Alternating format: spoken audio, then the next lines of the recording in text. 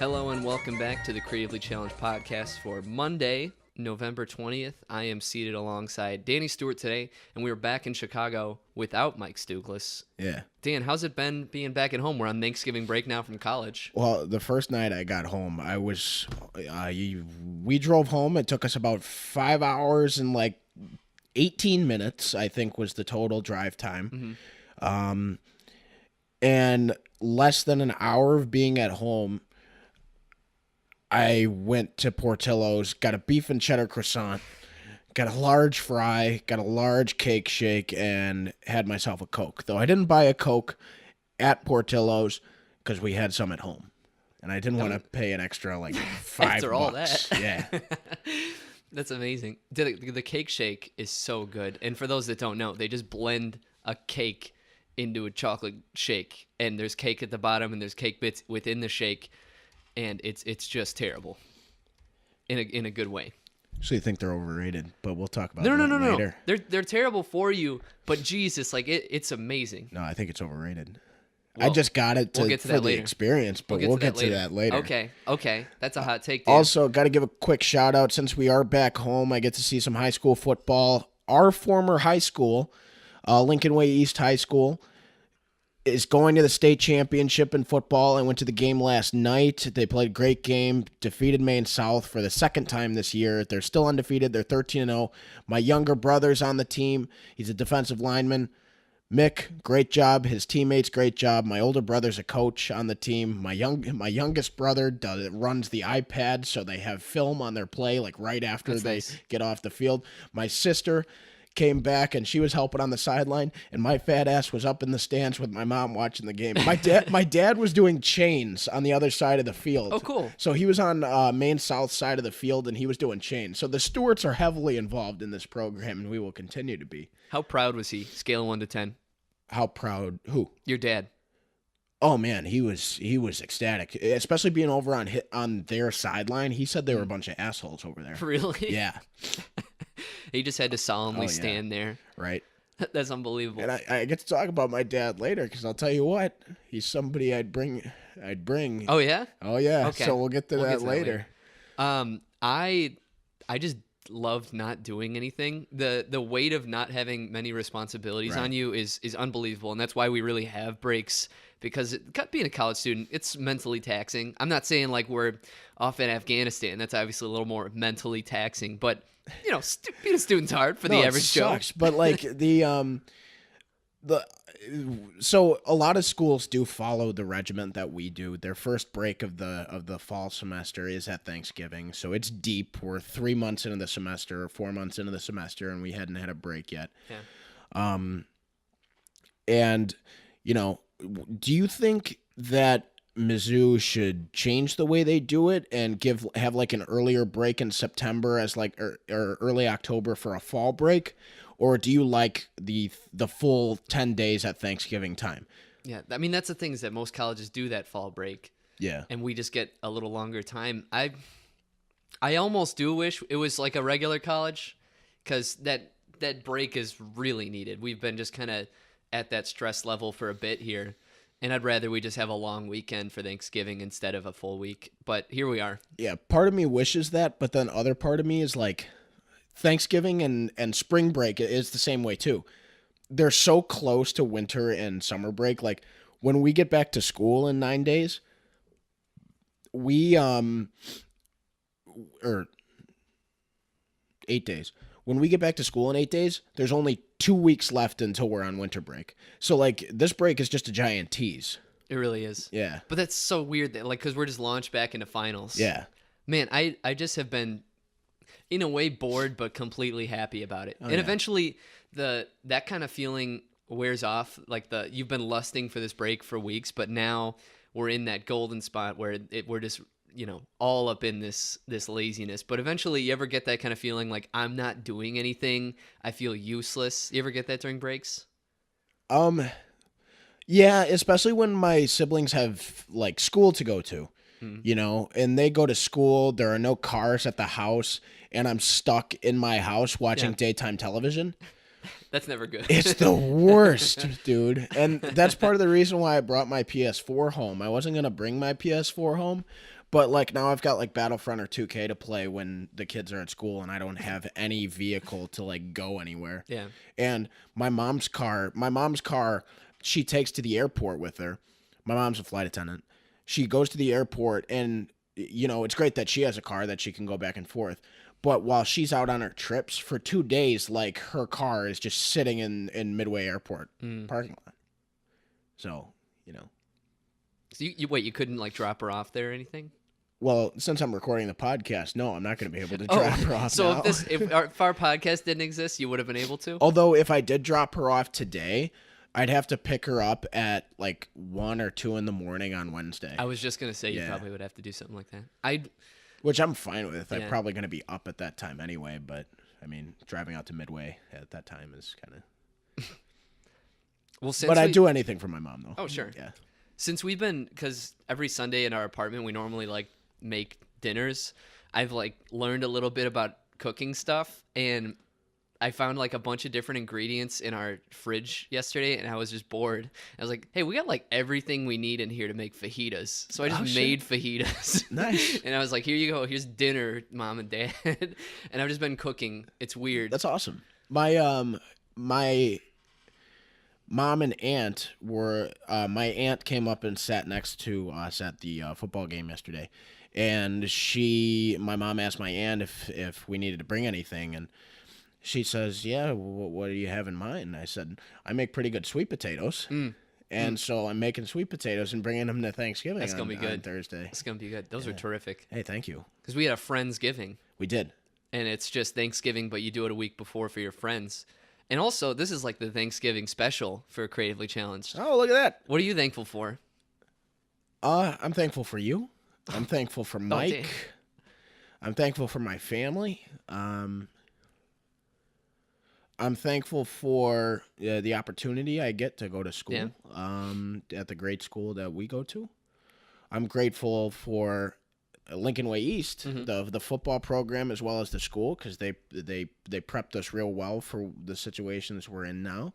And that football program, it's a great program, taught me how to be a man. So That's good. yeah. I would like to thank the Academy for recognizing me for this award. I want to thank my agents. Oh, God, no, the mic my fell. mic fell, and now it's going to sound like shit, but that's all right. We're having fun. We're just on the roll all the time. Steady that stack up. PlayStation game boxes are smaller than Xbox game boxes, so that might happen like 2 more times during this podcast. But Every time we record this, we always stack up our mics on like movies. well, usually I don't. I stack it up on like a book. Yeah. But I mean, who has books? No, those are Actually, for I idiots. have books. Wait, hey, get that far corner back on the Which one? stand. The one, that one. Get that just in there, just so it doesn't slip. There we go. We're perfect. We should be good. This is pretty wobbly here. All right, we're rolling through. I won't move my hands. Okay. I'm not Italian. I'm Irish. You just keep them inside and you're mad. 'Cause Yeah, that's no, what it's like Irish people do. Irish dancing, because Yeah. you got to stick your arms down to your side and just dance like this. Mm-hmm. All right, let's get into news, huh? Oh, yeah. We're 8 minutes in here. What you start us off? Oh shit, yeah. Okay, so Ryan, I saw this clip, and I'm sure everybody saw this clip. There's this robot in Boston that was like working out and jumping on boxes and basically. Oh, and there's that Sophia bot that talks and knows that it's alive or whatever. And basically, Ryan, we're gonna die. Well, they're these guys. They work at Boston Dynamics. Yeah. They're all a bunch of brilliant engineers, and they've been making these really good robots that are just like good at responding to things. And you can watch their older videos where they just like push the robots down and they get back up. And Yeah. that's what's frightening, is that one day, if they're smart, they're gonna crack. Dude, we're gonna die. Like, Maybe. they're gonna get us. Like, he's jumping over boxes now. Pretty soon he's gonna be like jumping up the sides of buildings, and he's gonna be like firing like laser beams at us. Maybe. Well, I mean, whenever people say that AI is going to take us over, like robots are going to take us over, and I've probably already said this on the show, I always just say, like, think about how hard it is to, like, call someone with Siri. Like, Siri never works. Yeah, but it's gonna figure it out. Like, I think at some point in time within the next 50 years, like, we could have like Blade Runner, like Zoom in on this. Zoom in on this. Enhance. Yeah. Maybe. And I don't know if we discussed it on the podcast, but over the summer, these two computing systems were speaking to each other in their own computing language that we don't understand. Don't like all computers do that? But like it was, yeah, I mean, yes, because they have to frequent, like, so I type in like the banana nut muffins on Google. My computer talks to the Wi-Fi, who talks to like the internet system. Yeah. And brings that happens all the time. Don't worry about it. You're fine. And it brings in images of banana nut muffins. Yeah. And that's just basic coding. Yeah. That's computing. Yeah. But these computers, like my computer and your computer, were talking to each other. And they don't have arms, but they're saying like, "Oh, I hate these guys. We could kill them." And then your computer goes, "Yeah, but Rick, we don't have arms." And then my computer goes, "Yeah, you're right." And then they just stop. But like they were speaking like Vulcan or something. I just think like we know so little about how computers work, and I've always just been a skeptic of like how great they actually are. Like, they're amazing. I love that I can just type in banana nut muffins on Google, yeah. and I can just get images of them. I'm not doubting technology. I'm just saying, like, it's obviously very powerful, but like I think we're real far out from even having like some sort of threat like that. I mean, think about sure, but to think we'll never get there, I think is kind of. But hold on, hear me out. It's that like think about when they were predicting, oh, by the year 2000 they'll have flying cars, and like we're still on the ground here. Yeah. So we're far out. I think we're really overestimating ourselves. Well, I think because the airlining business is like so big, like you can't just have like a sedan like driving into the side of airplanes up there. No. So like I think people realized like really that's not a good way of travel. I think that idea got scrapped. That'd be so hard to regulate too. Like people in like the 50s were like, "Oh, we'll have flying cars. It'll be the best way to travel." It's really not. I mean, there's just too much. Think of all the traffic that happens on the ground. Like, imagine if there was air traffic. It would suck. That'd really make air traffic control a big field, though. Oh yeah, I guess. Maybe we should get into that field. I'm good on journalism. I think we're safe, but you think we're not. I think we're safe. I just think that, you know, I think that we as a general population like underestimate like science, you know. I feel like they're just working on shit every day. Like, and it's gonna be incredible, and there's gonna be shit that like is gonna make or break us as a human race, and it's gonna be crazy. And you know, I mean, when that day comes, it comes, and whether we're alive or not, you know, it doesn't matter. But I think our future human population might, you know. I mean, we're already starting to rely on technology very heavily, but like when it becomes like the plot of WALL-E, you know, then we're in trouble. I'd be sad. WALL-E was sad. I hope we don't ever get there, but WALL-E's a great movie. Oh yeah, not down that. But is that all we have on this? Should I get on the next story? Yeah. Okay. For those that like the movie Mad Max Fury Road, any further sequel might be in trouble now because George Miller, the director of the film, is now suing Warner Brothers because in the contract they wrote up for him to direct the movie, they had a thing in there where if it made over $150 million, he would get a $7 million bonus, and it made 378. And so very much far over 150, and they're well capable of giving him that $7 million, and they didn't. So now he's suing them, and I don't think there's any chance we're going to get a sequel with him directing, which is a shame. Which, yeah, I mean, it's big time unfortunate because, I mean, Mad Max Fury Road was a great movie, and it won like every Oscar that wasn't like in one of the big categories. I mean, it won like costuming and score and all that. So this sucks, and it sucks on Warner Brothers' part because they can definitely, you know, fork over cash. I mean, they make money every time Harry Potter comes on ABC Family. And you want to know what? There's too much Harry Potter weekend going on. It's on again. Do you know that? Well, they're making money. Yeah. Yeah. Fuckers. But this is a shame because, you know, this Mad Max, the revival of the Mad Max movies had a very bright future after Fury Road. That was a great movie, surprising movie. Like, I was surprised I liked it. And a lot of people liked it and made a bunch of money, was big at the Oscars, and everybody seemed to love it. But now with a contract dispute, it doesn't sound now like Warner Brothers had faith in this movie whatsoever. Mm-hmm. That's what I think. I think they didn't have faith in the movie. We're surprised by how well it did, and we're just like, yeah, we told you we'd give you $7 million, but like, there was a go story. Fuck yourself. Sorry to interrupt you. There was a story about how, and I don't know it unfortunately, but there was kind of a story on how getting this movie made. There was something behind it, whether it was like trouble or he wasn't ready. There was a lot that went involved to get it made, and now to see the studio being just pieces of shit about it when they clearly could fork it over, like they had that money. It's upsetting, and now we are not going to be able to see someone really make something great that they're good at, that they probably would want to make. Like George Miller, I'm sure, wanted to continue this, and he would have done an awesome job. And because studio executives now, here we are. They smell, Ryan. They do smell. What's our next story? Well, on Twitter, earlier this week, Ryan Reynolds, on his own account, dropped a Deadpool 2 teaser trailer. But Ryan Reynolds as Deadpool, as Bob Ross. Like, so Deadpool was wearing a wig and like a deep V-neck, like button-down shirt, just without all the top buttons buttoned, and dad jeans. And he was painting pictures, and it was just really, really, really funny.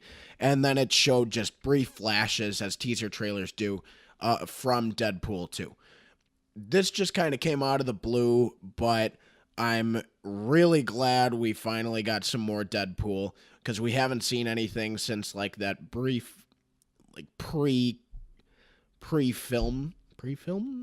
scene from Logan, which wasn't included in the DVD version of Logan. No? No. Oh, okay. And that's all right. I mean, it's all over YouTube. But this is awesome. I mean, clearly Deadpool is probably one of the most popular superhero movies of all time. Glad it's getting a sequel, and glad we got such a funny teaser like this. It was good because it was just funny and weird, and it didn't say anything about the movie. And I'm sure we'll get an official trailer that'll give us the whole goddamn plot, as trailers do now. Right. But, hey, like, it was cool, and it's good that they just took a risk and made some weird Bob Ross thing instead of a traditional, like, we're going to show you the logo and Deadpool's going to shoot stuff. Yeah. Like, that would be the traditional route they could have taken, but they know art before commerce on this franchise, so they're going to take it how they want it. And once again, like, everybody who works on Deadpool are so creative and get the character, and I'm glad Ryan Reynolds gets the character too, because this whole movie and this sequel wouldn't have happened if it weren't for his charisma in the role as Deadpool. It's incredible, and the writers are awesome. This teaser didn't even show off any of Cable, Josh Brolin's Cable. All we saw was a robot hand at the end. Good. Yeah. Good. I don't want to see him. Yeah. Quick thing. I didn't know this, but like Bob Ross, big guy into cocaine. Oh yeah. I didn't, but like he's so calm. I never even knew Is he still alive? That's a good question. Could you Google it? Yeah. I saw a picture of Bob Ross, and he was like holding something near his face, and he had a coke nail. You know what a coke nail is? No. It's when a person will grow out their pinky nail long so that you could get a bump of coke on it and snort it. So like you just scoop it up with that nasty long nail. Is he alive? No, he died in 1995. He died on Independence Day in 1995. Stay on the mic a little bit. Well, I mean, a hero, truly. I've never watched actually a real Bob Ross video. They seem calming. He makes some pretty stuff. Well, all of his shows are on Netflix. Like, people watch them. No way. All the time, yeah. Okay. I want to see his coke nail. Just look up Bob Ross coke nail. And for those listening, look up Bob Ross coke nail. They're kind of gross, and I don't know why that was ever a thing, but I guess you're going to go to desperate measures. Yeah, that's that first one. I believe that's see this one where he's painting. Yeah. Holy shit. Yeah, it's long. Oh my God. It's like witch nails. But a good trailer, nonetheless. Well, Deadpool like makes fun of the fact. Yeah, they talk about cocaine a lot. Yeah. It's weird. You ever seen Vince Vaughn's thumbs? No. Oh my god, they're so weird. Look up a picture of them. Actually, no, I'll look up a picture Okay. so you don't. Okay, can you describe what the deal is with them? He's got like some sort of condition where his thumbs are weird. Okay. Do they look like toes? They look like baby thumbs. That's so weird. And it's like his nail is on like the side of his thumb. Oh, I see that. That's kind of gross. Yeah. Oh, that's weird. Oh man, I'm gonna be looking for that anytime I see him in a movie now. No, look at. Ugh. Okay. Look, I want to move on. All right. I don't want to do this. Let's not talk about celebrities and their fingernails and. Oh, who's this? I don't know. Oh, he's got like a double thumb. What's our next story, Dan? Well, a movie theater in London is hosting a 71-hour-long Game of Thrones marathon. You know, they're just going to show all the episodes of Game of Thrones and I guess just keep people in theaters. I assume they're going to serve them dinner and bathroom breaks and all that. But that's insane. Okay, I'm a huge Game of Thrones fan, but I wouldn't sit in the theater for 71 hours. All right? Like, I wouldn't be able to watch the whole series in one sitting. Anybody who would is nuts. Like, I think I limited myself. I think the most I would do is watch, like... Have you ever seen a movie double feature? Like, you go to the movies, they have an intermission in between. Never, but I've watched a movie, movie with it and a movie following it. Yeah. It's a lot. It's like drive-in theaters. Movie theaters always used to show two movies. Did they? Yeah. So you'd get one, and then there was a little break, and then you got the other. But, like, this is so long. I've seen one movie double feature, and I've been to, like, 3 drive-in movies in my life. And that's long. I mean, that's 4 hours at a theater. And 71 hours just sitting in those chairs, like, that probably aren't the reclining chairs. No. And even if they were, I'd fall asleep through a lot of that 71 hours. Do you think they get sleep breaks? None of this information is in the article I read. I just don't know what kind of people this is for. Like, if anyone has a job, I don't know how they'd be able to do this. You'd have to take vacation days. Right. Like, it's too long to do it. I couldn't even do that in the comfort of my own home. No. I would fall asleep. I mean, that's over 3 days of Game of Thrones. Yeah, it's gross. I wouldn't want to be in a movie theater seat, especially. Especially people smell. It'll smell in People there. smell so bad. The smell in that theater after 3 days is going to be bad. Oh my god. Well, there's a smell in one of the theaters in Columbia. One of the theaters just smells of BO. And I remember after were you No, you weren't. We saw Captain America Civil War. Mm-hmm. And we went to like a later showing, but there was a show in there before us. And it reeked of nerd BO so bad. And I bet it was like one guy. I think it was just a collective amount. I guess 7 o'clock showings are for the smelly nerds. Whenever I go Although we go to the 7 o'clock shows. We're sometimes the sweaty nerds, but whenever I go to Comic-Cons in Chicago, I usually go every year. There's smells, man. Like they're like those people are there and they smell bad.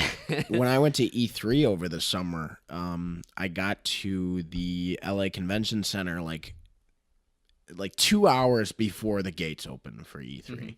And I was waiting in line, and dude, people smell. And there was this like lady with like a comfort dog or whatever, and it had a vest on and everything, and it shat on the floor. Ew. And she didn't like pick up all of it, and people were stepping in it. No. Yeah. No. So not only were they gross, smelly nerds, they also smelled like shit because they stepped in it. Dude, that's fucking... When you get way too many people in a place, that's gonna happen. I know. That's just human nature. But God, it's elevated because it's the nerds. I know. Which we are also a part of. I like how we always make them like they're not like us. Yeah, but I have hygiene. Like That's true. I take it. I look. Like I remember the E3 like convention tweeted out like, hey, anybody who's been to E3 before, what are some tips that you'd give to first-time E3ers? So I looked at all the responses to that tweet. I'm like, oh, shit, is there anything I need to know? People were like, bring water and bring deodorant. and bring a charger for your cell phone or a mobile charger for like your Game Boy or DS or whatever, because you're going to be waiting in lines. And I listened to all of those. Good. I brought a stick of deodorant, and every time I felt myself getting sweaty, I'd be like, oh shit, and I'd sit down, take a little break, and put on deodorant. Listen, Dan, and more people needed to do that. A lot of people did. Listen, I don't always give away free marketing tips, but if you're a deodorant company, that would be brilliant to set up like give away free mini deodorants out there, and you have like at like E3 or Comic-Con. Yeah, if they like set up there, that would be the best thing ever, and like people would get it, like because it's kind of an ironic thing, and people would fucking take them, and hopefully use them, right? But like I would remember them for having a sense of humor and all that. So if you're out there, deodorant companies, I know you're listening.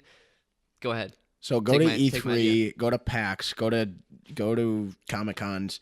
And also go to this theater in London that's showing Game of Thrones for 71 hours. Just wipe the seats. Yeah. every 3 hours of Game of Thrones, you have to go in there with like Febreze and just spray it. Make sure we all smell like the Hawaiian breeze Febreze, because that's the best kind. That's a good one. That's the best kind. Okay. Our next story. As we say almost every week here, the DC movie universe is having some trouble. There's been always these rumblings of Ben Affleck leaving. There's been statements by Affleck saying, no, not true at all. And it is reportedly confirmed. So, like, it's not really confirmed, but it's basically confirmed. Right, it's so weird. I really should have a source on this, because this is like such shitty journalism by me here. But Ben Affleck's out. He's done playing Batman. I'm not sure at what point he's done. I saw it by like Uproxx. Okay, but like even let me see if there's anything new today. So I'm gonna keep going while you get that. Okay. Ben Affleck is out. I don't know what movie he's out exactly. Screen Rant also reported. Okay. So he might be out after the Batman movie that Matt Reeves is directing, but his replacement is all but confirmed. But it's heavily rumored that Jake Gyllenhaal is to replace the Batman in the DC movie universe. Do you have a source there, Dan? Anything? Cinema Blend. I'm reading an article by Cinema Blend about how they're going to handle his Bruce Wayne and Batman leaving. Okay. Because what it very well could be is that Bruce Wayne in this universe could be killed, and that Jake Gyllenhaal might be a different DC character, because what's happened is in comics is that one of the Robins ended up replacing Batman at one point when he died, and he just was the Batman. So will Jake Gyllenhaal possibly be a Robin to replace Batman? I think that'd be a little more likely and a lot more plausible for audiences to accept, you know?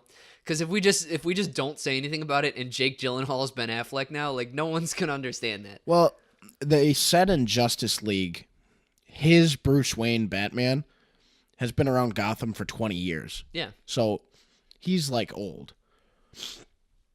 And you know, I just don't know how they do it. They got to do it right, or else it's going to be really lame. Mm-hmm. You know, I mean, like, I'm a little upset to hear this, but I knew it was coming. But you guys will hear my specific review of Justice League later on in this film, and I'm upset he's leaving, but you know, I'm not surprised. But they got to do this right, because now I'm not going to give away spoilers here, but the post-credit scene for Justice League is setting up the solo Batman movie. Mm-hmm. So I have no idea how they're going to handle this. I don't think they do either. So when they figure it out, they got to do it the right way. And I don't know if there's a right way to do this, because you're losing Batman. It's not like you're losing Flash or Green Lantern or fucking Arrow. Like you're losing Batman. You know, that sucks. So, yeah. Know. I would hope they go the Robin route, where he just replaces the Bat mantle. That would only make sense. They can't do just a replacement without saying a word. Probably Nightwing, because I think in Batman v Superman, I think the hint is that Robin was killed. Yeah, and there's been, for those that don't know, a ton of different people who have been Robin. So we don't know who the Robin is that died. Nothing's been actually confirmed on who that was because it could have been any of the Robins. One Robin specifically is usually the one who gets killed in different Jason continuities. Todd. Yes, Jason Todd. And What if they actually make Arkham Knight like into? I would hope not. That's real. Like, there's so much Bat mythology in that no one would get that. That's and it's so brand new. Yeah. To be into a movie, although I really liked Arkham Knight, like as a character in the game. You know, I didn't. It's certainly not the best Batman Arkham game because the whole Batman, the Batmobile missions were stupid. They were so forced and they were lame. And then, you know, I guess at the whole game, Arkham Knight is so menacing, and then at the end he's just like, "Oh, I'm good again." Yeah. So I guess it was kind of stupid, but they could take a lot of different routes with who will replace Batman, and we'll see. You know, I'm sure they're going to explain it at some point. Now that I'm thinking it, going a Robin route is definitely the best way to do it. It's really and the easiest. Yeah. It's been done before. Right. But that's all I got on this. So we got one final news piece that's actually pretty exciting. What's that? Disney, Pixar, dropped a bomb yesterday on the world. They revealed the Incredibles 2 teaser trailer, and people have been waiting for this movie for 13 years now, Ryan. Mm-hmm. And you better know that kids, not even kids, grown adults who are in their 20s are sure as hell going to be going to see this movie and pushing kids out of the way to go see it. If I have to deal with what I dealt with going to see Cars 3 and an Incredibles 2 trailer, I'm going to be pissed off. If you guys want to know what I'm alluding to, go back and listen to our Cars 3 episode because the kids in that movie theater were just misbehaved and awful. But this, other than like Monsters, Inc. and Toy Story and Nemo, Monsters, Inc., Toy Story, and Nemo all got sequels. The Incredibles was one that set up for a sequel and never got it. So 13 years later, we're finally getting a sequel to The Incredibles, and we get this small teaser trailer of Jack, who is the baby. And yes, he's still a baby. People are like, why is he still a baby? It's been 13 years. Because they're continuing it 5 seconds after the original movie. That's why, you stupid idiots. Do people not understand? They will. People are dumb. That's my point. We're definitely better than everybody else. Yeah.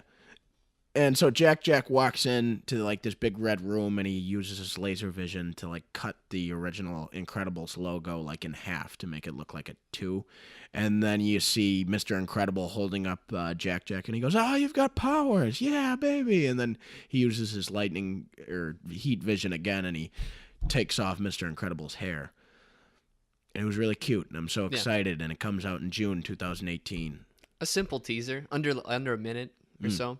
But yeah, you're totally spot on in that we're going to see 20-year-olds excited for this movie because Pixar movies are for everybody. It's not like the newest Smurfs movie where like that's something you go on a Saturday with your kid because you want to waste 2 hours. Pixar movies not only are fun for kids, but there's a lot for adults to get out of them too. Like I think it's fully a respectable thing for an adult to be excited and say, I want to see Incredibles 2. I want to go see Up, you know? Like this, when Disney dropped the tweet, it now has like over 400,000 favorites and retweets on it. Like, it's just insane. Like, the only more I've seen on a tweet is like when President Obama would like tweet a message and he'd get like 1 million retweets and favorites. It's a lot. Yeah. It's got Twitter cred. But it's cool. It's so cool. I'm so excited for this Pixar film. And then, I mean, we're reviewing Coco next week, are we not? Yes. So we've got Coco next week. And then,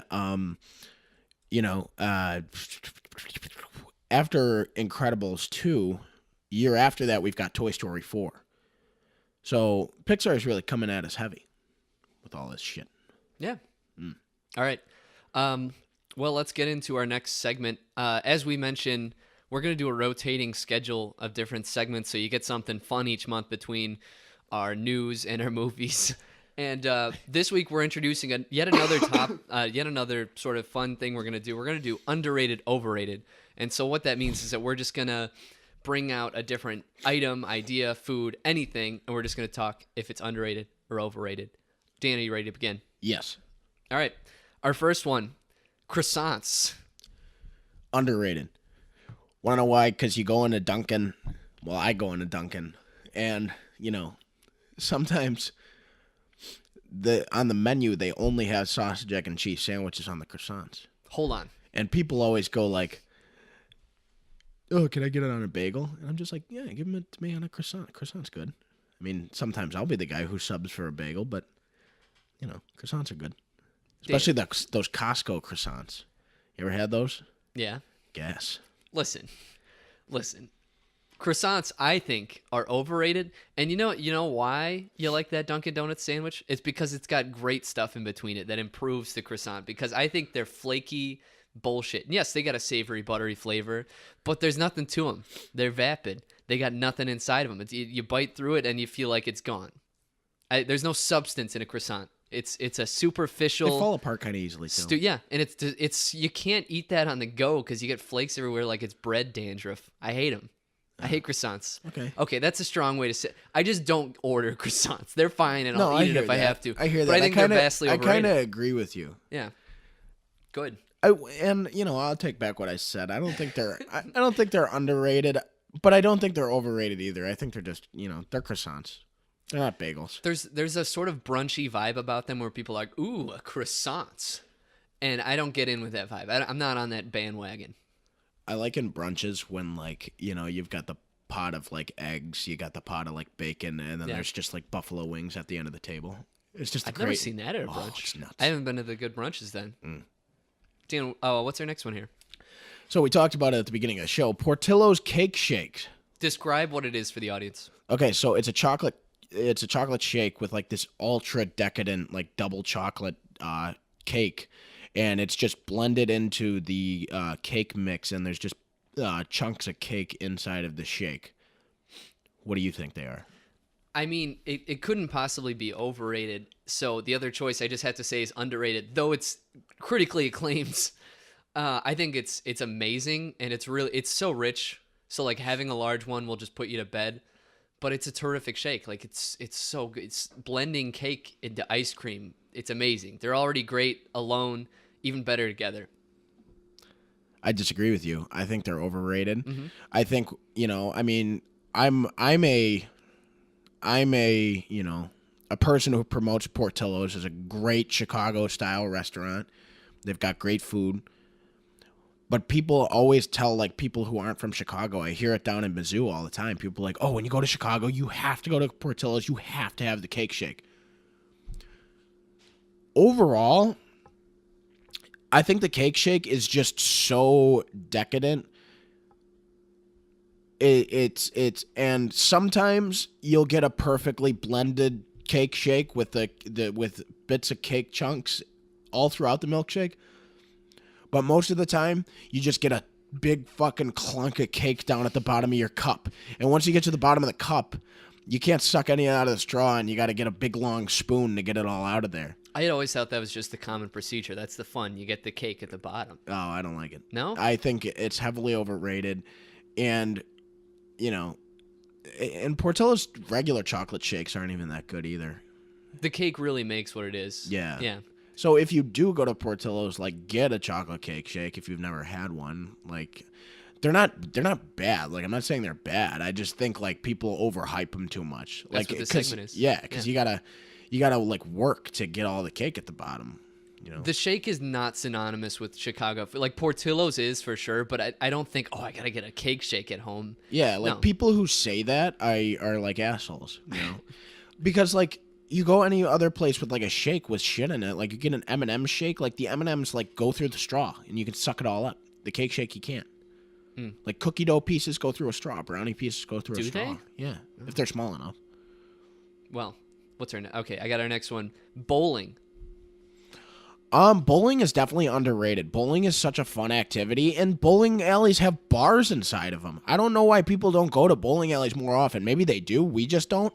But I wish we could go to bowling alleys more often. You can get beer there, you can get White Russians there, and you can just go bowling. It's a good time. I mean, it's kind of like a little bit overpriced, but like there are probably discount nights to go bowling and get beers or something like that. Like it's a lot of fun. I think bowling is really underrated, and I think it should come back in a big way. I think bowling's super underrated too, and it's like a really like whenever you go bowling with friends and you have a good time, you're just like, why don't we do this more? And then you don't for another 6 months. But I think I figured out what it is that bowling really needs to remarket itself because it still has kept this 50s, 60s sort of aesthetic to it, and as that ages, it sort of has a sleaze vibe to it. And because we've got a bowling alley by us and they have like laser lights and shit, so that's kind of like fun for the kids. Yeah. So they are trying to like up it, but you still get like clown shoes that you got to rent that are something about that. And a teenager sprays the shit in there. I think there needs to be a massive overhaul. And it's gross. Yeah. Like there's just like this musky like smell and vibe to it. If bowling could be modernized, I think we'd get people a lot more at it. But it kind of is modernized in a way, but there's still a sleaze kind of vibe. Do you know what I'm talking about? No, big time. You just feel sort of grimy in there, like almost everything's sticky. And I think bowling alleys need to get the arcades fucking out of there. Well, and then I hate that. Yeah, and then with the with like the bowling balls as well, like everybody's touching those bowling balls, like, and then you touch them. You never see them clean the bowling balls. No, apparently, when they go through like the underground tunnel. The Underground Railroad to get to lick back into the ball rack. Like apparently there's some sort of like cleaning process under there, I guess. Okay. But I mean they could just say that. You don't know. It cleans it. Don't worry. Yeah, it's just like, okay, I believe you. Yeah. Like we're just taking their word on that. We don't know the inner workings. Yeah. But it's either they have to nail that 50s aesthetic and just get it. They can't go in this middle ground where there's black lights and shit. You're confusing it. You just go one or the other, or you do a whole new thing. I'm gonna get off my soapbox on this. We got to continue this segment. And sometimes there are stains on your pants, and then people see them. Oh, that too. Yeah. That too. That's always embarrassing because I got stains everywhere. I know. Yeah. Our next one: ham as a lunch meat on a sandwich. I'll start. I think it is overrated because I think there's always better ones than ham. Because ham, like you get a spiral cut ham, beautiful thing, one of God's gifts, right? But I think when you slice it thin like that, it just kind of loses. Like I really am a big fan of the texture of ham. Yeah. And as a lunch meat, I think there's way better ones you could use. Like if you get a salami, you get roast beef. Turkey is the goddamn best thing on a sandwich, but ham, I think, loses its luster the moment you slice it thin like that. Because I go for a ham steak. I go for a spiral cut ham. I'm in. Okay, I'll agree with you. I think it's overrated because, I mean, ham is so succulent. I feel like it needs to be thick and not thin. So, like, I mean, like, I'm not trashing the ham and Swiss. It's a classic sandwich. It just works. Yeah. But, like, my top 3 sandwich ingredients are turkey, roast beef, and salami. Well, I just said all those. I know. They're the best. And have them all on one sandwich at one time with provolone cheese, like, it's the best. I don't want ham in there to ruin all that. Yeah. And it's just like ham is very succulent meat, but, like, I feel like it's a big-time holiday meat and not a regular sandwich meat. Mike could disagree with us. He loves ham. He would. He loves ham. And correct me if I'm wrong, I think that when it's sliced thin like that, it almost loses a bit of its flavor. Like it doesn't taste very hammy. Like there's almost like the illusion of ham taste. You get like, and I think that's probably like processing bullshit because it's still like it's like juicy, but it's like why it's sliced thin. Yeah, it's not really hammy. It's just you get a hint of ham. Yeah, like someone Febrezed the room with ham before you walked in. Yeah. I don't know what it is, but turkey still holds its flavor and it's got a lot of texture, but the processed ham just doesn't work. I don't know what it is. Let's move on. I'm getting hungry. McDonald's Dr. Pepper. Now, McDonald's everybody's all on about the McDonald's Coke, but Ryan, is the McDonald's Dr. Pepper, in your opinion, overrated or underrated? I've never had it. What, are you kidding me? No, because I would always get the Coke. Because it's great. But now I only do diet sodas, and they don't have Diet Dr. Pepper, I don't think. Well, it exists, but it's just on a McDonald's, yeah. Okay, so it's underrated to me because I've never had it, so I can't rate it. I also agree it's underrated Because the Dr Pepper, it's just pumped with just as much sugar and just as much syrup as the McDonald's Coke is. Ooh. But it's Dr Pepper, Mm. which is I kind of like Dr Pepper great soda. more than Coke. Really? Yeah. And so, like, on mornings, and ever since McDonald's got rid of the high C, which is a goddamn shame because those were hangover cures themselves. Yeah. With, like, my breakfast at McDonald's now, when I go there when I'm hungover, I get Dr Pepper.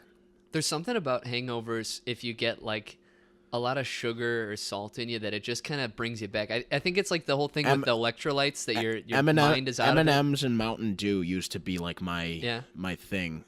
And it still works. You just get a lot of sugar back. Your blood starts pumping a little bit. Like, you're all good. Because it's a thing like you peed out all the salts and things from your body. And I'm not an expert by any means, so I could be off. We've got breaking news. Mike just texted me from the Bears game. Mike is at the Chicago Bears Detroit Lions game, and he says Dashing Donut won. Oh, thank God. So in the Dunkin' Donuts race, which is usually at the Bulls games or the Bears games, or maybe it's at just every sporting event. I don't know if other people have this. They do. I'm sure they do. But Dashing Donut won, and usually it's goddamn Biggie Bagel or Cuppy Coffee. But today,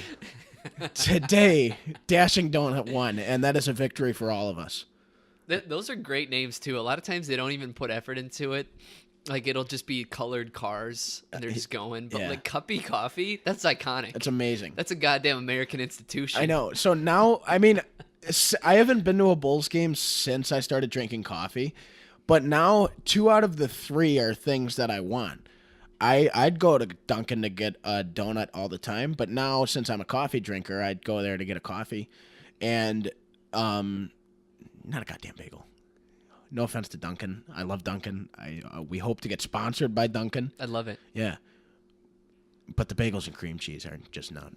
I'd rather make my own bagel and cream cheese. Oh, I thought you were going to condemn them. Bagels and cream cheese entirely. Oh, no. But you like, okay. I like bagels and cream cheese.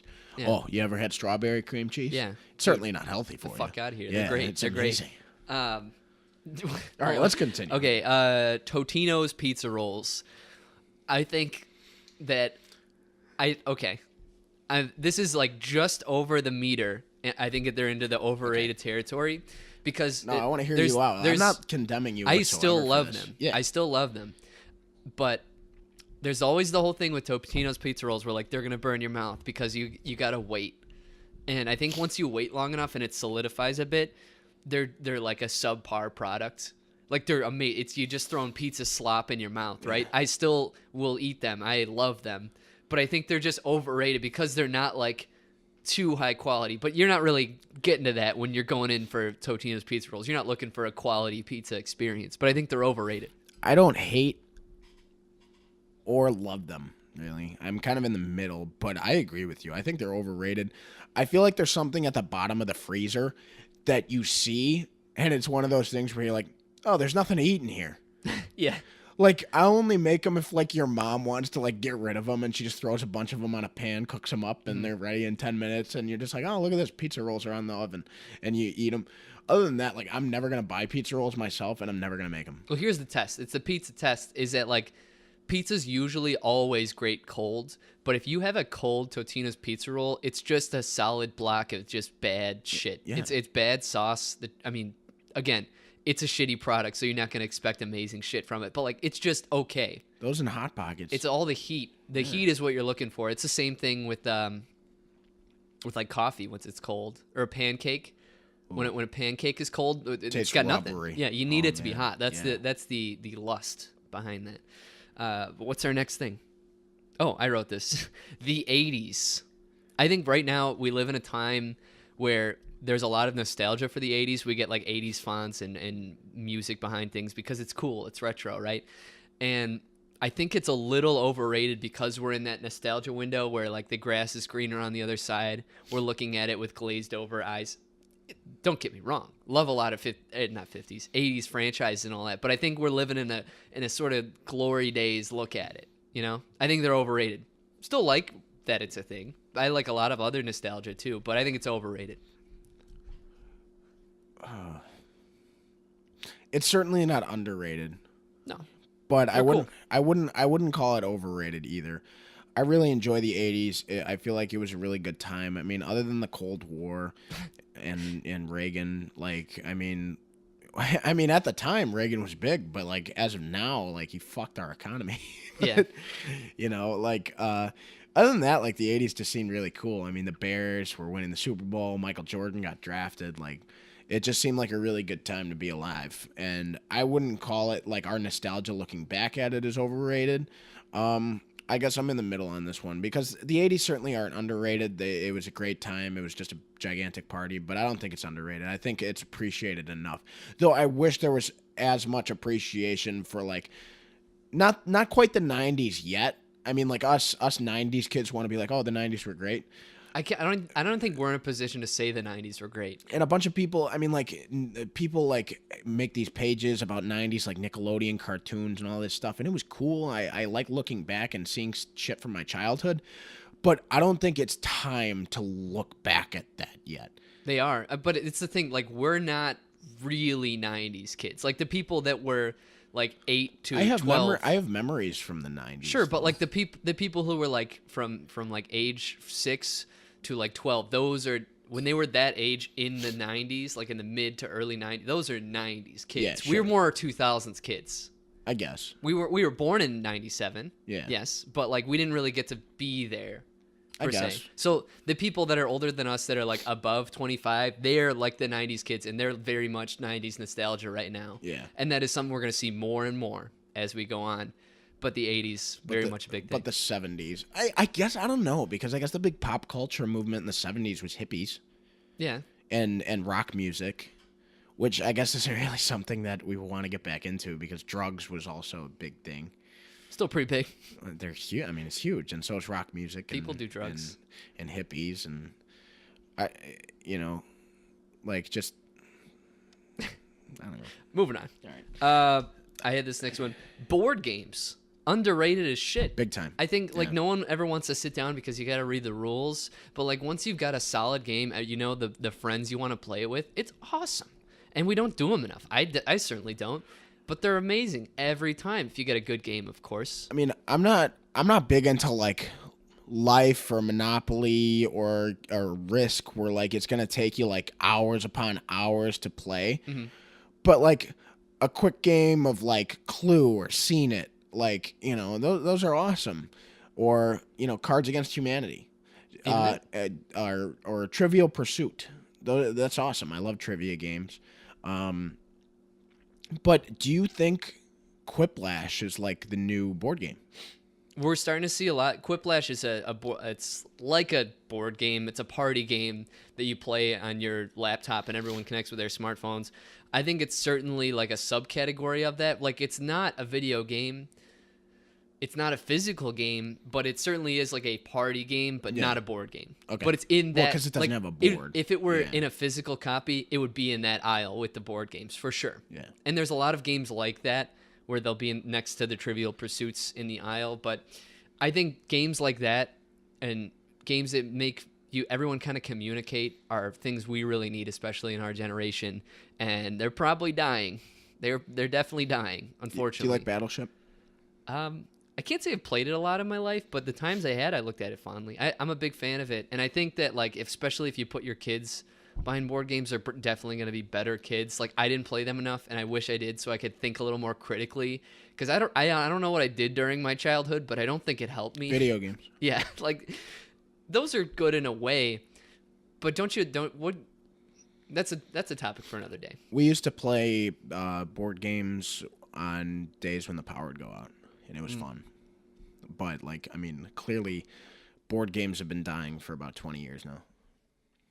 I'm surprised they're not gone. I agree. You see that they have, like, Monopoly digital versions you could play on your iPhone. Well, that's what I think. Like, games like Quiplash, like, people who invented that are probably just trying to bring back, like, board games in a way. It's good that it's party games, yeah.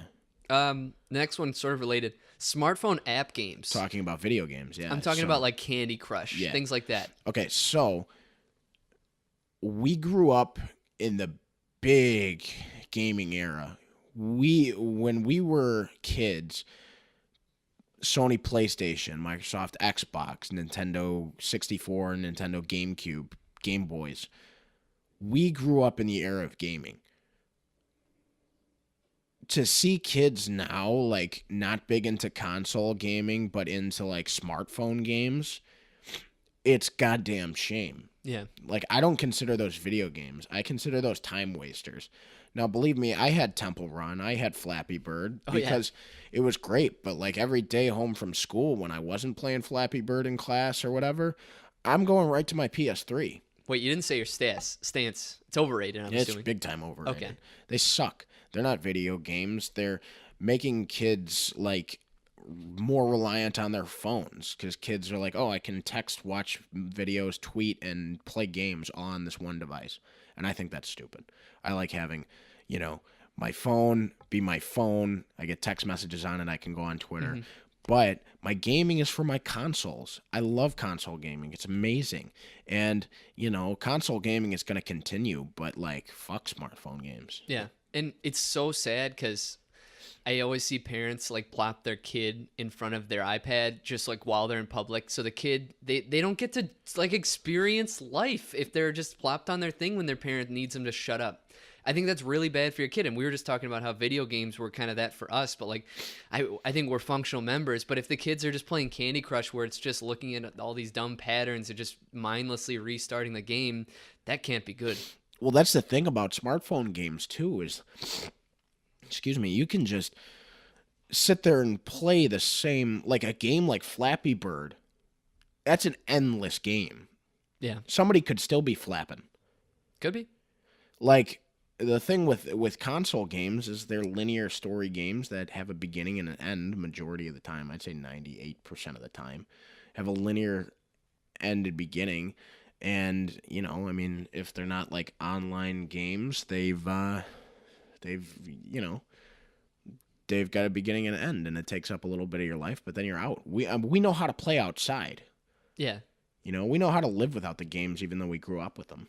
It's just being able to sit still and just experience the moment. Because, like, think about if you're just sitting somewhere, you're waiting in an office, you're waiting for the dentist or something, how hard it is to not look at your phone. That's hard for us right now. And these kids are getting developed on having that instant gratification, instant stimulus. I'm worried what happens for the future of, like, how people interact. That's what worries me a little more than the Boston Dynamics robots, if we're talking about the future of people. But dude, should we move on? The dentist's office is torture without your phone. Yeah, it's hard. You go there and it's just people watching Ellen or reading, like, month-old magazines. I always read the Better Homes and Gardens if I have to. Love those magazines. Yeah, they're great shit. Let's do our next one. I try to take, like, the kid coloring sheets and use the crayons and color. Fun. Yeah, it's great. They put good stuff out. All right, Miller Lite. Okay, why don't you state your opinion there, Dan? I think it's overrated. I think it sucks. It's very weedy, not a party beer. People who like can party and drink all night on Miller Lite. It's really not an overindulgent beer. Mm-hmm. It's my mom's beer. It's a sitting down beer, and sitting down. It's a beer you're sitting on your couch. You're sitting on a patio with your friends. You're sitting there talking. But really, the taste and frat boys who try to, shotgun them at parties, that's not what it's for. I think it's overrated, and I don't like Miller Lite. I think it sucks. Okay. I think it's underrated, even though it's one of the best-selling domestic beers worldwide. I think it's underrated because we just have different tastes on the matter. It's one of my favorite sit-down beers. I usually go for a Cerveza over a Miller Lite, but if we're talking about domestics, I think that's my favorite. And I originally hated it, but then I only had Bud Light at parties, and I didn't like that much. And so I just kept having Miller Lite. It's one of those things where you just acquire the taste. And I'm a Miller Lite guy now. But I usually go for a Corona or the like when need be. But usually I'm doing a spirit of some sort. Now, what's the next one, Dan? Next one's Bud Light because you put it. After I put Miller Lite. Yeah, because you attacked my beer. I'm going to attack yours. I think Bud Light's vastly overrated. It just doesn't fit my palate, and I'm just going to say it's overrated, even though a lot of people love it. I hate it. I love it because it's not as shitty as Busch. Oh, yeah. We can agree on that. Like, it's not water. It's got a beer taste. But I know it's not the best beer out there.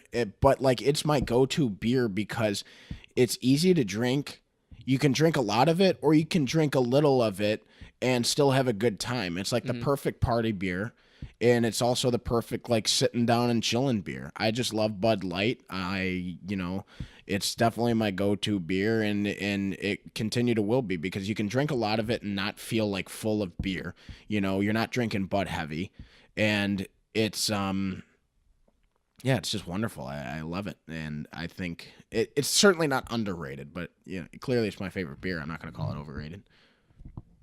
All right, Matt Damon. What do you think?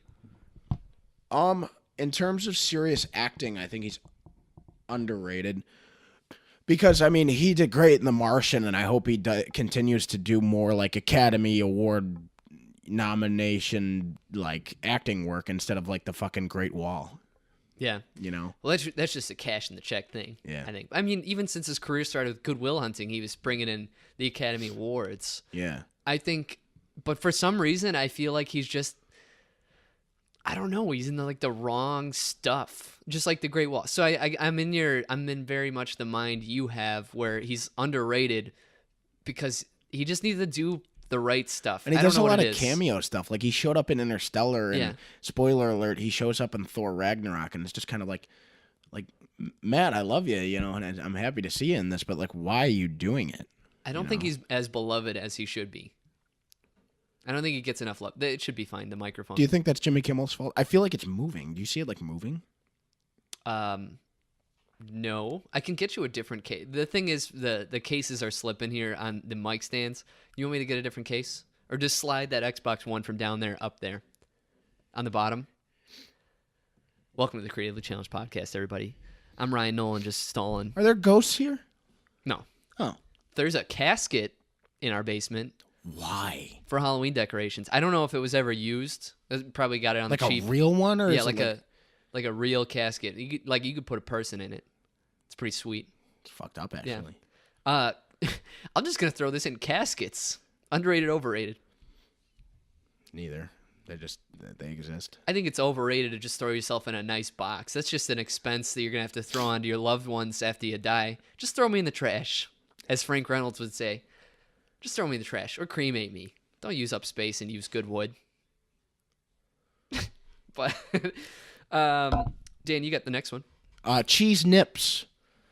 They're certainly not Cheez-Its. No. But I think they're underrated. Not like the original cheese nips. Like, they're a good snack. But, like, cheese nips are so good when they're shaped like Fairly Odd Parents characters. There's a little more texture. Yeah, I know. Like, and SpongeBob characters. Like, Nicktoons used to have a big-time deal with cheese nips. And they were just a really good snack. And for a while, I'd choose them over Cheez-Its. But overall, Cheez-Its are better. But I think cheese nips are underrated when they're shaped like cartoon characters. Usually, like, the shaped anything for, like, a junk food is awesome. Like, mac and cheese, way better when it's a character. Even better when it's colored like Blue's Clues. Yeah. But that's a story for another day. I'm going to agree with you. I think cheese nips are underrated because they've got a sharper kind of taste that very good. Cheez-Its, great snack, but I usually, if I had two bowls in front of me, I would go for the cheese nips because something about it is a little more savory. It's got a little bite to it, and it's a little better. I don't know. As a pretentious eater, I think cheese nips, better option. The UFC, underrated, overrated? Underrated. I love the UFC. It's a vastly growing sport in the world. I'm really happy it is with popularity. Conor McGregor's really helping out the promotion and greatness of the sport. And I think really more people should watch it. And I think it's headed in that direction.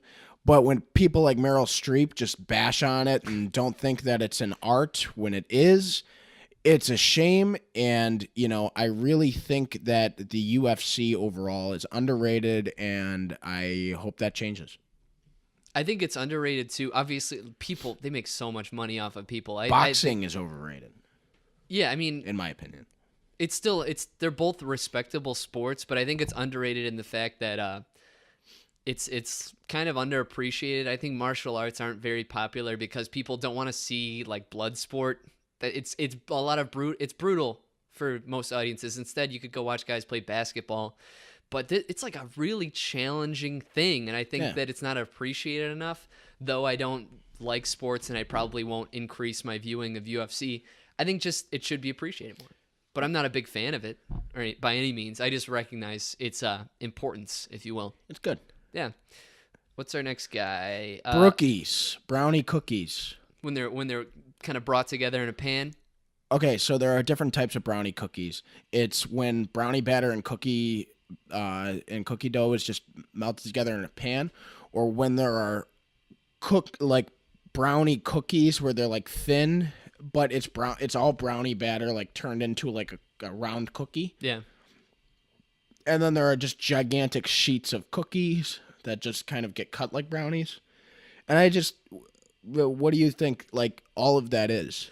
Okay, so I think right off the bat I'm going to tell you I think it's overrated, but it's only because it's just so rich. And it gets into that cake shake territory where it's just kind of dessert slop. And while I'm going to definitely get dirty with something like that, it's just too much. Like they're both great separate, but brought together, I could usually only do one. And I'm excited about it. If I see Brookies, I'm like, oh shit, let's do this. Get a glass of milk.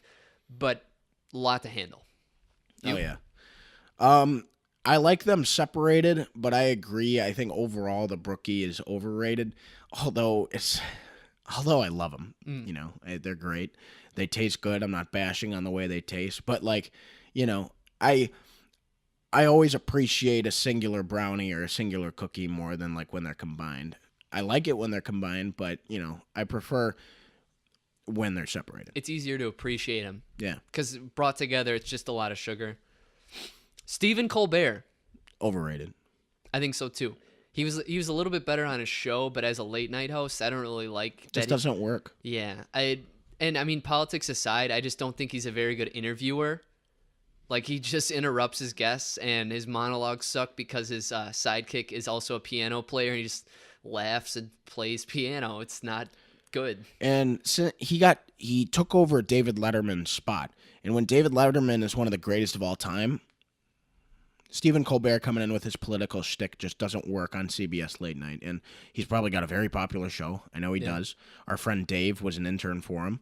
And, you know, I mean, he does great work, but I just particularly don't like him, and I think he's overrated, and I think people should watch different late night shows, like Conan.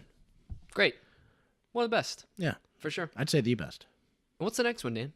Our final one, Steph Curry.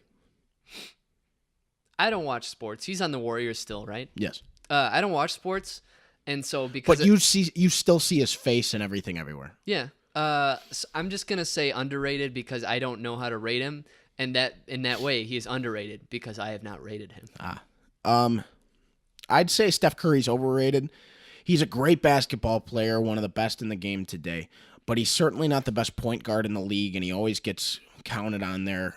The NBA or some page posted a photo of Magic Johnson, John Stockton, Oscar Robertson, and they said, are these the 4 best point guards of all time? No, Steph Curry shouldn't even be in that conversation.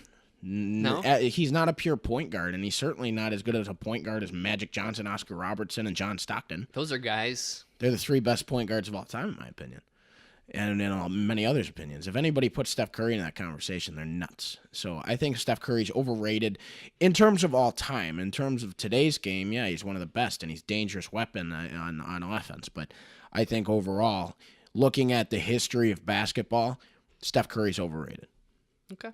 Dan, could you stall before we get into the next segment? I have to pee. Yeah, absolutely. So that was our underrated, overrated segment. That is one of the segments we want to bring back and be a recurring segment. As we said, we wanted to get some more recurring segments going on our show to make it more of a friendly podcast that has shit that makes you guys want to come back and listen to us every week. And once again, I will say this. If you guys want to hear us talk about something, have a topic in mind, you want a question answered and you don't know who to go to, come to us. Let us know on Twitter. Let us know on Facebook. Let us know by texting us if you have our number. Maybe email. I don't know if there's an email out there, but, maybe send us in a post letter. Don't let the Postal Service die. You can send us a letter. Let us know if there's a topic you want us to talk about and bring to this show, because we want to listen to you guys. We want to be an interactive podcast. We want to have segments that you guys love. But last week, I think we went really well with our top 5 list. This week, Underrated, Overrated was a great segment. I appreciated talking to Ryan about what's underrated and what's overrated. And I can't wait for the next one to hear what Mike thinks is underrated and overrated. But for now, let's review Justice League, Ryan. That's right. We saw a movie this week, and it was Justice League, which is directed by Zack Snyder and a little bit of Joss Whedon because of complications in his personal life. Zack Snyder had to step out. Joss Whedon had added a few different things to the film. And the plot reads, fueled by his restored faith in humanity and inspired by Superman's selfless act, Bruce Wayne enlists the help of his newfound ally, Diana Prince, to put together a team to face an even greater enemy. It stars Ben Affleck, Gal Gadot, or Gadot. I've heard 2 different things, and she said both of them. It's like Gadot, and then there's like a very soft T at the end of it, but it's basically Gadot. Okay. But it's like Gadot. Well, it's got them. It's got Henry Cavill, Amy Adams, Jason Momoa, Ezra Miller, and Ray Fisher, and many more because it's got a lot of good stars in there. But Dan, let's jump into the positives. What do you got? I really enjoyed this film a lot. But the reasoning why is I felt like it was corny on purpose. I know you and Mike didn't like a lot of the jokes in there. I felt like I was watching a 2-hour-long Saturday morning cartoon. I felt like each character, the actor played their character well and understood it. Ben Affleck was great as Batman. Unfortunately, we won't be seeing a lot of that anymore. I really liked his Bruce Wayne role. We got more of the same. He was certainly the best part about Batman v Superman other than Wonder Woman, and he was awesome. Gal Gadot as Wonder Woman. Stunning again. Incredible. Definitely the best part of this movie again. But I really liked Ezra Miller's Flash. I really liked the other guy's Cyborg. What's his name? Ray Fisher. He was a great Cyborg. Jason Momoa as Aquaman was awesome. I really liked his motorcycle bad boy tone to Aquaman, because usually Aquaman's kind of lame. Superman was kind of the weakest part of this movie for me. I'll get more of that into my negatives. But I really, really enjoyed this film. And looking at it critically, I feel like people almost wanted this to be like another Dark Knight and wanted it to be like the Avengers. But I think they realized that they couldn't be the Avengers, and they said, you know what, let's just do it differently.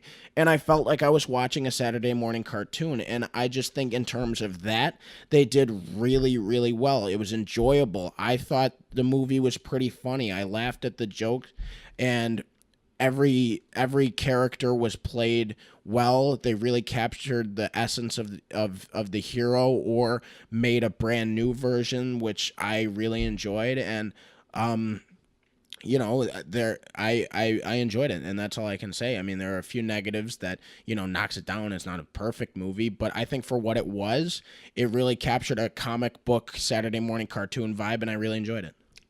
I thought it was really cool that Aquaman wasn't the stereotypical guy that everyone thinks he is, because he's really a lot more powerful and interesting than just the fish guy that everyone saw in Super Friends, and for decades he's been like a joke.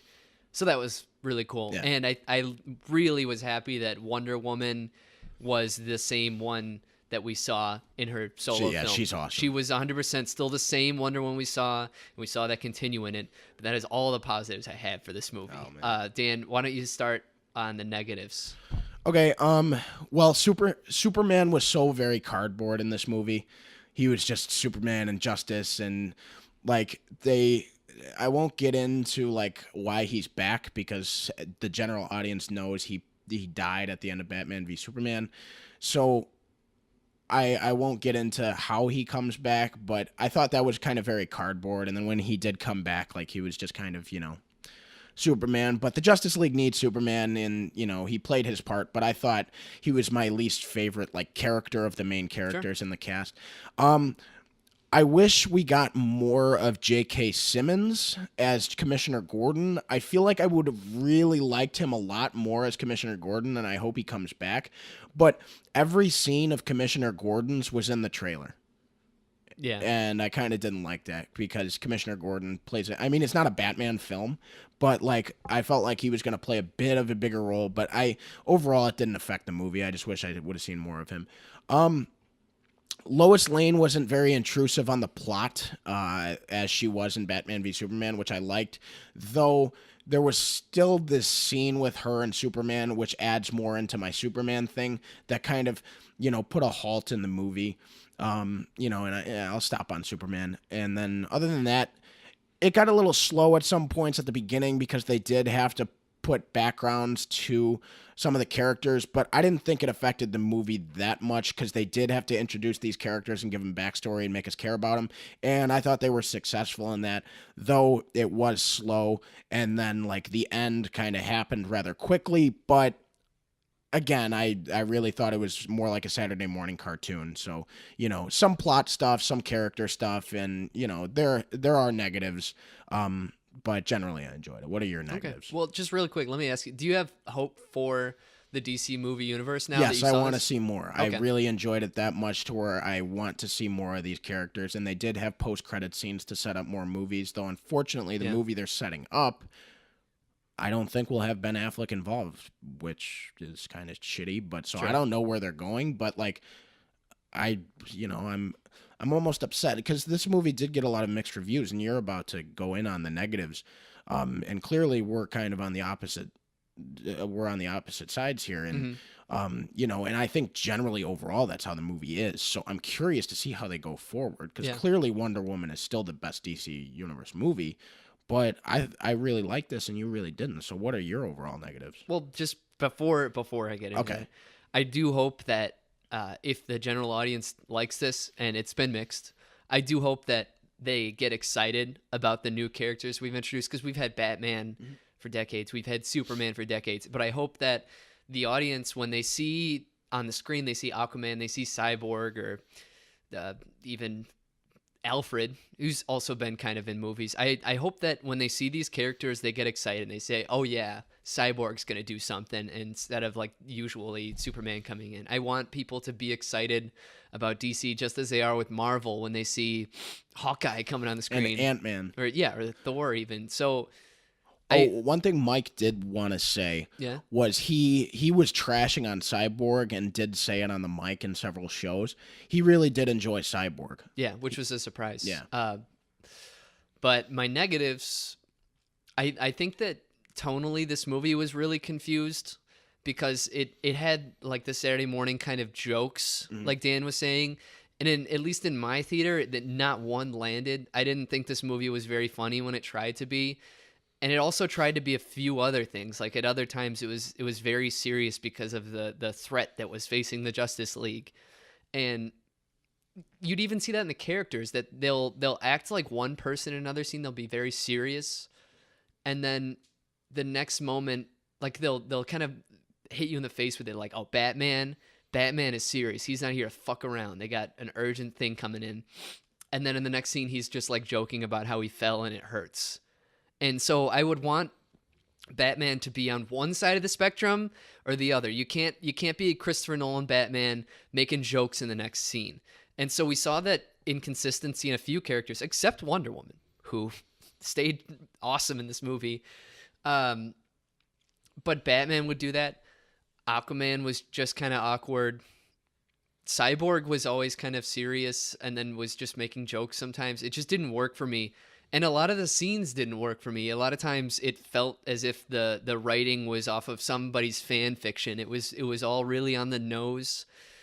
And the plot ended up into a generic thing. They spent like way too much of the movie trying to like get everybody together, and then by the time you got to the end, it was over for the most part. There also was no sense of urgency or a sense of threat by the villain, who is Steppenwolf.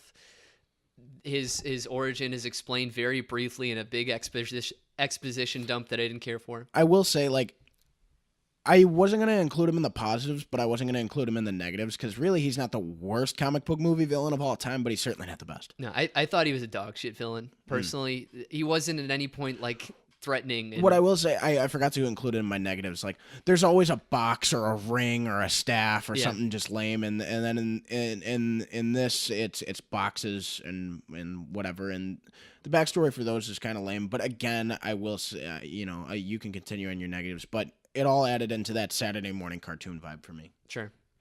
I'm almost done. Steppenwolf's motivations were almost non-existent, and I didn't really... Usually if a villain has like a cause that he's devoted for, you can kind of understand him a little more, or he'll seem a little more scary, but he was just the traditional, I gotta do this so I can open up the sky portal and stuff like that, and I really just didn't care for this movie, and I was just sitting through it bored. A lot of it didn't connect for me, but for some people it did, and I hope that people are excited, but I didn't think that the movie was very, very good.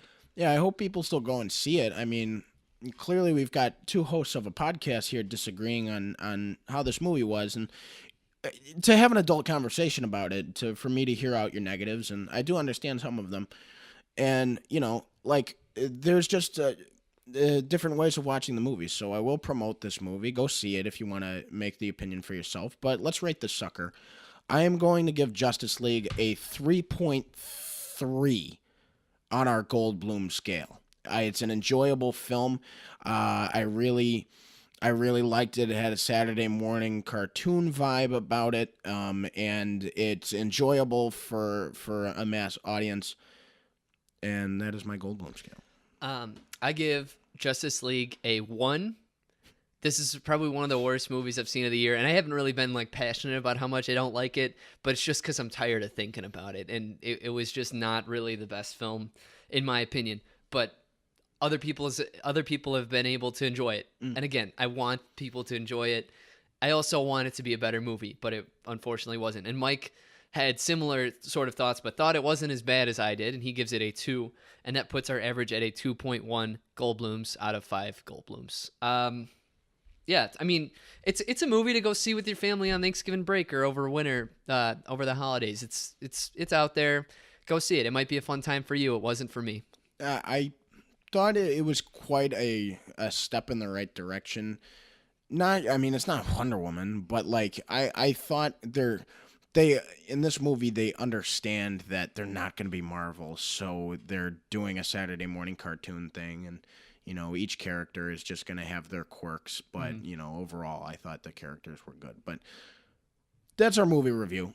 And what is I'll intro the discussion topic. So our final topic of the day, since the Justice League brings together a cast of superheroes, I wanted to ask you on this fine November morning, for a random reason, if you were to bring in 3 people into a bar fight or a street fight or whatever, if you were just to form an alliance of 3 of yourself and 3 other people, who you bring into that fight out of anybody in all of movies, TV, comic books, anybody, who you bring into the fight? I'm just going to start by dumping all 3 of them.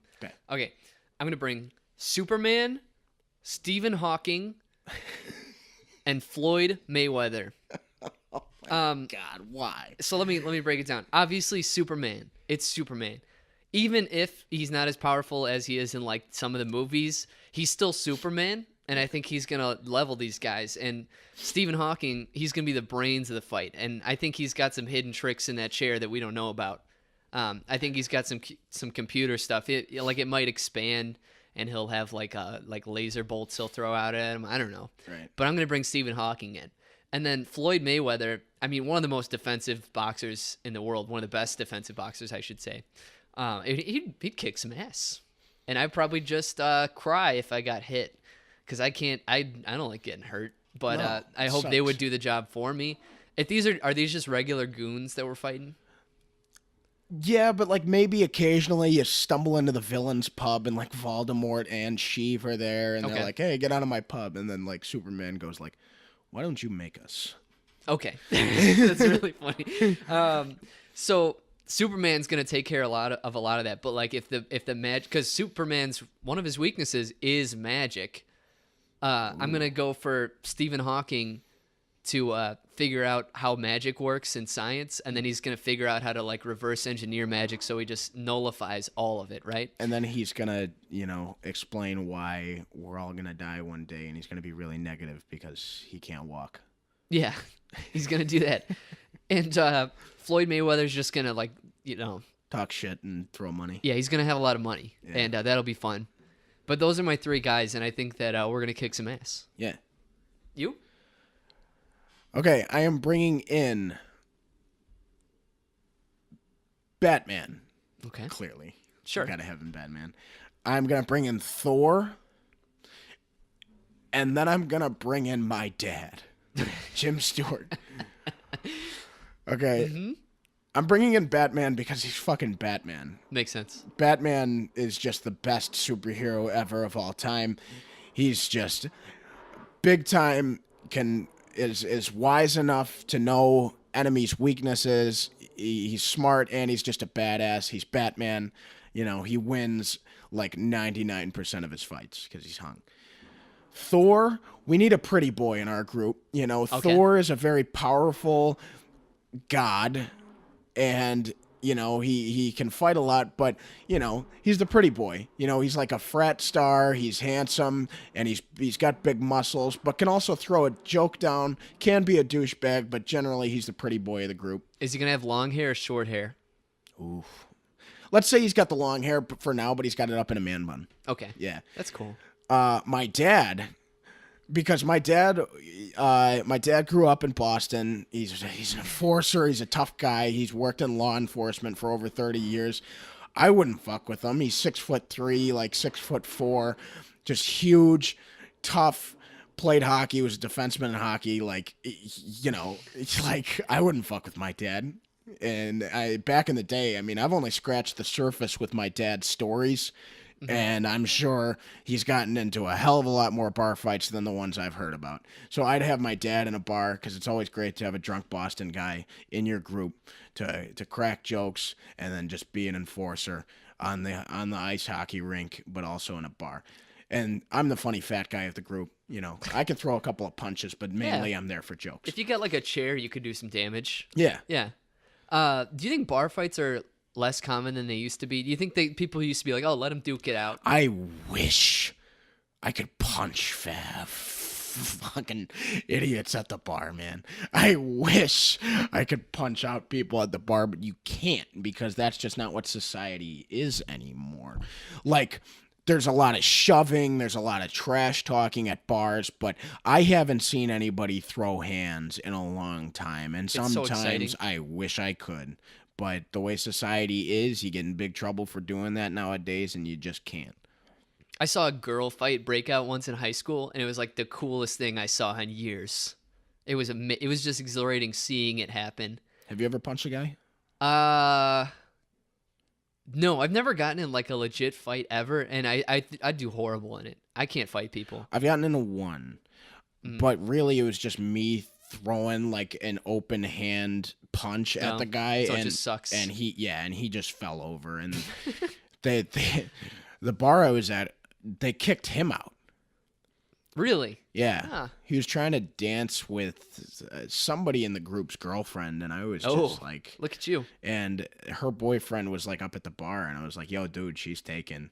And he's like, yeah, who the fuck are you? And he's like getting in my face. I'm like, this isn't wise. And he's like, what are you going to do? And he like started to raise his hand, and I just fucking hit him in the face, and he fell over. And then a bouncer came over and like, what was going on here? I'm like, a tough guy here was trying to dance with my buddy's girlfriend over here, and he's trying to cause an issue, and they kicked him out, and I got to stay. What would be your one-liner if the guy's like starting to fight? After you like knock him out or before you punch him, do you have a one-liner you would use? Unfortunately, I'm a very good hindsight trash talker. Oh, okay. So you could do it at the end then so if you had like something silly to say. I think of cool things or stupid things to say like after I have the opportunity to say them. In the moment, like it's hard to. It's very hard. Yeah. But really it's just kind of like, I mean, I'm like on the edge of 6'2". I'm 240 pounds. Like, you're kind of stupid if you're gonna mess with me. You know, like that's just a point I get across. I guess I try to intimidate before I try to do anything else. If I like, rare chance and it would never happen. If I like won the fight with the guy and his like friends are picking him up and whatever, they're like, "What are you doing?" I just go like, "I'll have what she's having," and then walk away. And that would be my one-liner. But those are I wouldn't mess with your guys either. I mean, if I even saw Batman in the room, like, okay, let me tell you something. Like, you always see in the movies and stuff, they're always like how terrifying Batman is. Yeah. And like, for us, we're just kind of rooting for him. One time at a Comic-Con, I saw this guy who had a really good Batman costume, but he was also tall as fuck. And we were in sort of a place where they would do a panel, so there's lots of chairs and stuff. Yeah. He was just standing in the back, and I actually was terrified of him, like, because he got it right. Batman is fucking scary. And he was in character. Yeah, so like he was just back there. So he was just brooding in the back. I was so scared of him, even though he's a good guy. I was like, holy shit. Right. I would never want to see that in the streets if I were a criminal. Right. He's a threat. Big time. But anything else? Ooh, in Justice League, they brought back Danny Elfman's Batman theme and then John Williams' Superman theme. Yeah, from the old movies, and that added more of the cartoon vibe to it. I can't say that enough. It's really a cartoon movie, and that was cool. Yeah. But with that, well, hold on, and with that, it's the end of our end of our show, and Ryan can't read. All right, and that is this week's podcast. Remember that each and every Monday morning we upload to YouTube, SoundCloud, and iTunes. We're gonna have links for those on our Facebook and Twitter page, which will be in the description. Any final thoughts? Yeah. Again, I was talking about it at the end of our overrated, underrated. We want to be more interactive with our fans. So if you have anything you want us to talk about, please let us know. And if not, then we're just gonna come up with stupid shit to talk about any week anyway. Yeah. But if you guys could help us out, or if you need advice or any of that noise, then let us know. And we're seeing Coco next week. Yeah. Or this week, and we're going to have to figure out when we're going to record because we're driving back to Missouri on Sunday. That's going to be a whole ordeal. Yeah. But we can record in the car. We might. It's a project we're thinking about. But any final thoughts? No, love the listeners. If you want to get in touch with us, do it. If not, keep listening because we love you. All right. And as always, thank you for listening. What if God was one of us? Just a slob like one of us.